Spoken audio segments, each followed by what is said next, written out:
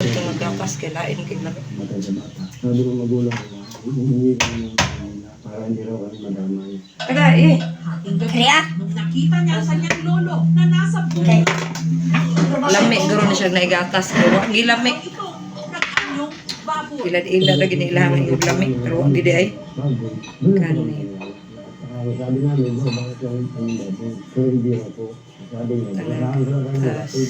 Kaya ang tingin niya sa akin. Kaya pa si kanilami na ni. Kilalang manggagamot daw ang lolo ni Lando sa kanilang probinsya. At noon pa man daw, pinangingilagan na ito dahil sa bali-balitang siya'y aswang. Dati, hindi kami naniniwala. Lami na. Doon ako pang nagbuga. Dahil dito, sinunog daw ang kubo ng kanilang lolo.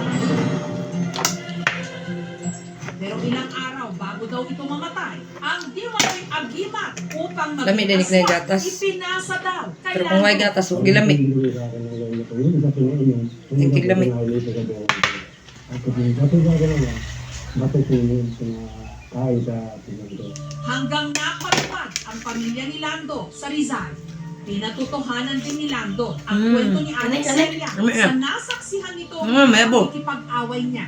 Ito, okay, nangyari ako. Nangyari ako.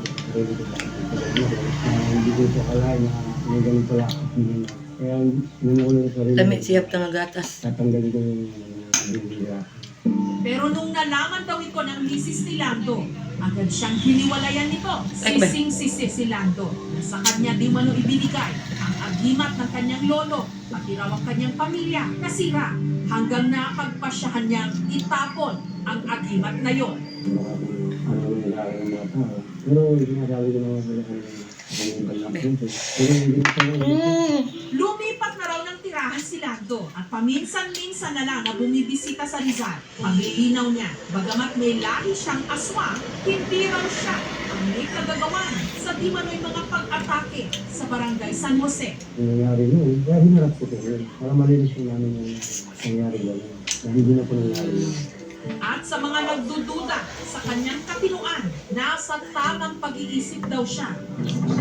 Dahil sa kanyang mga agugulat na salaysay, sa pahintulot na rin ni Lando, ipinakonsulta butang na namin ulit. siya sa isang psychologist. Sana no, it comes to a point na kahit na nakatalikod siya habang pinakausap ko siya, kasi hindi naman tayo naka-on cam nung time na yun, I will be able to assess more or less kung ano ba talaga yung facial expression niya while talking to me. Pati nga yung pagsasalita niya, medyo slurred dahil kasi nga tinakpan niya. So basically, ito yung pamamaraan na sabihin natin na napaka-cautious.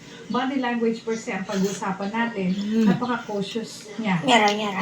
At it means na hindi naman suspetyoso siya, pero masyado siyang maingat sa lahat ng sinasabi niya. Yung possibility na pag nag-make up ka ng stories, you'll try your best na maging goody-goody yung story na talagang mapapaniwala. Yun yung problema. Unfortunately, gumawa siya ng paraan na hindi ko makita. Pwede natin sabihin na ang tao, ito isa ko, for reasons na hindi naman talaga nag-manifest ng tuluyan eh. When you say you're a decrepit person, it happens na may succeeding na pangyayari. Tuloy-tuloy siya.